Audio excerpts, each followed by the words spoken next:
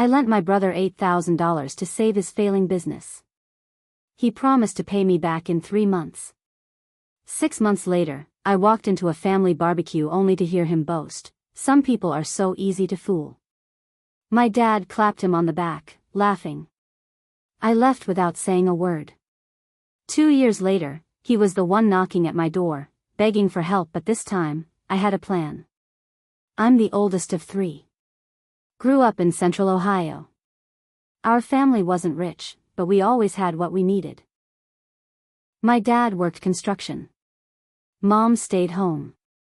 We were raised on old school values: look out for each other, always help family. I believed in that stuff. My younger brother, Jason, didn't. At least, not the same way. Jason was always the charming one. The kind of guy who could talk his way into or out of anything. He was the golden boy, my dad's favorite, always getting second chances, always skating by. Me? I was the one who did the quiet work. The one who showed up. So when Jason came to me 3 years ago, panicked about his woodworking business going under, I didn't hesitate. He said he was behind on rent for his shop and couldn't afford materials for a big order he'd just taken. Said it was his chance to turn things around. He needed $8,000. Just 3 months, he promised. I'll pay you back, every penny. I'm not asking for a handout, man. Just a loan. Please. I talked it over with my wife. That money was supposed to go toward a new roof and some car repairs. But we figured family comes first, right? So I wired it to him. He sent me a text that night that just said, "You saved my life." I believed him. But 3 months passed. Then 4. Then 5. Every time I asked about the repayment, I got some excuse. The client hasn't paid yet. The bank is holding my funds. Next week, for sure. I started to realize I wasn't getting that money back. But what hurt more than the money was how he talked to me. Like I was bothering him. Like I was the problem for expecting him to keep his word. Then came the barbecue. It was at our parents' house, big gathering for Dad's birthday. Burgers, beer, lawn chairs. I wasn't even going to go, but my mom begged me. I showed up late. Most folks were already drinking. I was in the back near the cooler when I heard Jason's voice. He was holding court with a beer in his hand, talking loud enough for half the yard to hear. "I swear to God, man," he said, laughing, "some people are so easy to fool. You just look a little stressed, say you're in trouble, and boom, they throw cash at you. My dumbass brother gave me $8 grand. Never even asked for a contract. What a joke." Then my dad laughed. That deep, stupid, proud laugh. Clapped him on the shoulder and said, "Atta boy. That's how you hustle." They were laughing at me. My own family. Laughing at how stupid I was. I didn't say a word. I didn't cause a scene. I just turned around, walked to my car, and left. I didn't answer calls. Didn't show up for Thanksgiving. Didn't go to Christmas. They noticed, but no one came to check on me. Not even Mom. It hurt like hell. For a while, I thought maybe I overreacted. But then I started thinking. Really thinking. That's when I made a decision. I wasn't going to be the joke anymore. I was going to make sure Jason understood what it meant to burn a bridge. But I wasn't going to yell. I wasn't going to fight. I was going to wait. 2 years passed. Life went on. I got promoted at work. My wife and I paid off our roof. I never saw Jason. Never heard from him. Until he showed up at my door. It was a cold Tuesday afternoon in January. I was working from home, just made a coffee, when I saw a beat-up Toyota pull into my driveway. I didn't recognize it at first, but then I saw him. He looked like hell. Thin, unshaven, like he hadn't slept in days. I opened the door but didn't say anything. He looked me in the eyes and said, "I need help." I didn't invite him in right away. I just stood there in the doorway, letting the cold air hit his face. He shifted from foot to foot, hands shoved deep in his coat pockets. I could see the shame in his eyes. That smug spark he always had? Gone. I'm out of options, he said quietly. I'm sleeping in my car. Haven't eaten in 2 days. I didn't say anything. I waited. He looked past me, like maybe he thought if he saw my living room, he'd remember what stability looked like. I lost everything, man, he went on. The shop went under. I tried to save it, but stuff happened. My wife left. Took the kids.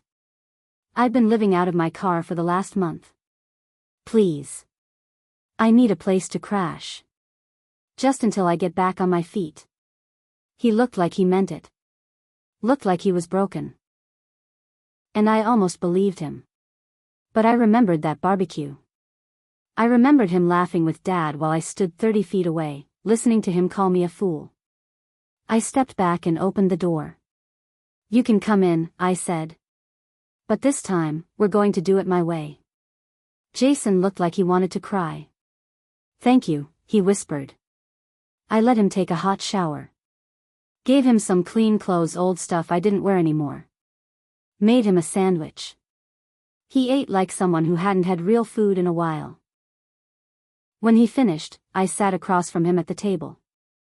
If you're going to stay here, I told him, you're going to work. He nodded. I'll do anything. You're going to get up at 6 a.m. every day. You're going to clean. Fix things. Shovel snow. You're going to earn your keep.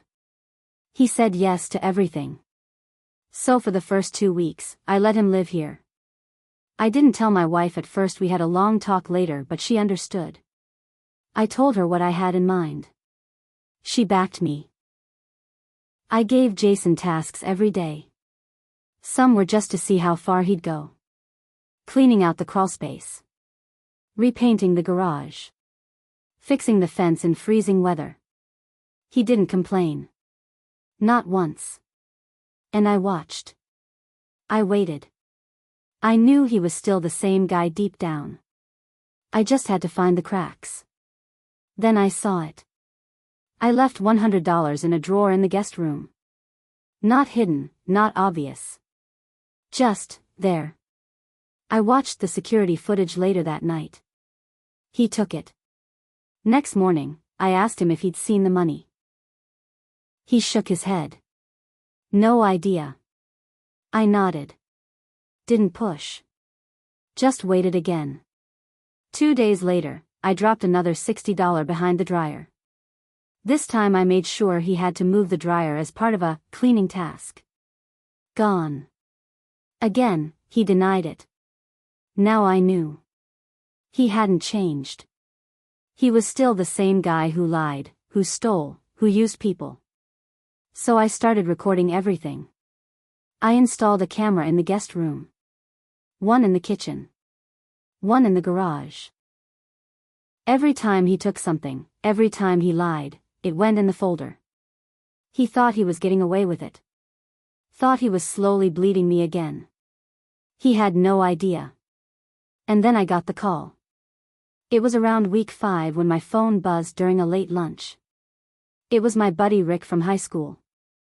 We weren't close, but we'd kept in touch over the years. He works at a used car lot over in Reynoldsburg. Hey, he said, voice low, I wasn't sure if I should call, but I saw your brother today. My stomach dropped. Jason? I asked. Yeah, Rick said.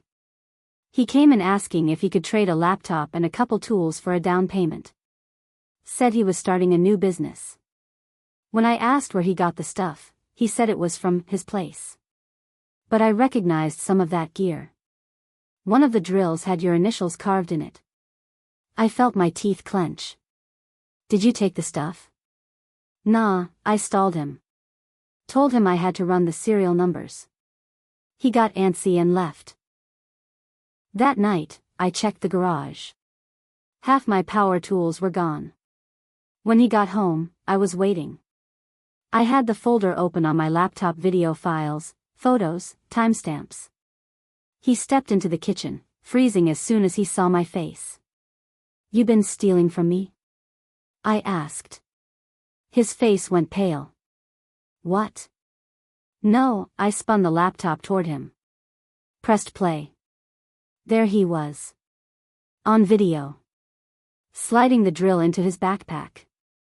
Taking money from the drawer. Opening my desk and lifting a USB stick. He didn't say a word. Just stared at the screen like it might change if he watched long enough. "You took me for a fool once," I said. "You laughed about it with Dad. I let it go. But this time? I've got proof." He opened his mouth, maybe to beg, maybe to lie, but I raised a hand. "You're going to fix this," I said. "And you're going to do it on my terms." "What does that mean?" he asked quietly. I smiled. Cold. Steady. "It means you're going to help me fix your mess." The next morning, I drove him to a community lot on the west side of town. Every Saturday, local contractors came to trade tools, scrap, and equipment. I introduced him to a guy I knew named Dave. Older guy, runs a demo crew. I'd already talked to him ahead of time. "He's got debt," I told Dave. "He needs work. Hard work." Dave looked Jason up and down. "He got a back?" "Yeah." "He got a mouth?" "Too much." Dave grunted. "I'll fix that." For the next month, Jason spent every day hauling bricks, pulling nails, getting old homes down to the studs. 6 days a week. 12-hour shifts. Dave paid him in cash, and every night, I took half of it back. "Why are you doing this?" Jason asked one night, rubbing his hands. Blisters covered his palms. "You owe me," I said. "I already said I was sorry." "That's not enough." He got quiet after that. Quit asking questions. But here's the thing. I wasn't done. Because something else had happened during those weeks, something I hadn't expected. My dad had a stroke. When I heard about my dad's stroke, I didn't know what to feel. Part of me wanted to rush to the hospital. But another part, the part that remembered him clapping Jason on the back while they laughed at me, told me not to move. I sat in the driveway for an hour, just staring at the steering wheel. In the end, I didn't go. Not that night. Not the next day either. Jason found out 2 days later, when I came home from work and saw him standing outside, pale and shaking. "You knew," he said. I nodded. "Yeah." He didn't yell. Didn't curse. He just sat down on the steps and buried his face in his hands. "He could die," he whispered. "Yeah," I said again. "You should have told me. You should have paid me back," I said. "We all make choices." Jason left that night. Didn't say goodbye. I didn't stop him. 2 weeks passed. Then one morning I got a call from my mom. She was crying. Said my dad passed away in his sleep. She asked if I'd speak at the funeral. I told her I'd think about it. The service was awkward. Jason showed up. Clean-shaven, in a cheap suit that didn't fit. We didn't speak. Not even a nod. I stood at the podium, looked out at the crowd, and gave a short speech. "Dad always said family sticks together," I began. And I believed that for a long time. But sometimes, when people laugh while stabbing you in the back, you realize blood doesn't mean loyalty. It just means you shared a roof. The room went quiet. I stepped down. Jason stared at the floor. After the burial, I went back home. My phone buzzed later that night. A message from Jason. "You got what you wanted. You broke me." I stared at that message for a long time. Then I replied. "You broke yourself. I just gave you the mirror." Months passed. I heard he was couch surfing. Heard he tried to get a job, but no one trusted him after what he pulled with me and the pawn shops. Word travels fast in towns like ours. Especially when people start asking about missing tools. One day, a letter came in the mail. From a lawyer. Jason was suing me. Claimed I exploited him. Said I made him work under the table, that I took advantage of his desperation. Said I caused emotional trauma by withholding information about our father. It went to court. I had every video. Every message. Every screenshot of him stealing. His lawyer backed out after 2 weeks. Judge dismissed the case. But the damage? It was done. People saw who Jason really was. He called me 3 months later. No money. No job. Living in his car again. He begged me. Please, he said. I've got nowhere else to go. I told him no. Simple. Final. You made your bed, I said. Lie in it. Then I blocked his number. My mom doesn't talk to me anymore. She says I should have forgiven him. Says I let my dad die without peace in his family. Maybe she's right. But I sleep fine. Because I learned something through all this. Being kind isn't about letting people walk over you. Sometimes, being kind to yourself means shutting the damn door. For good.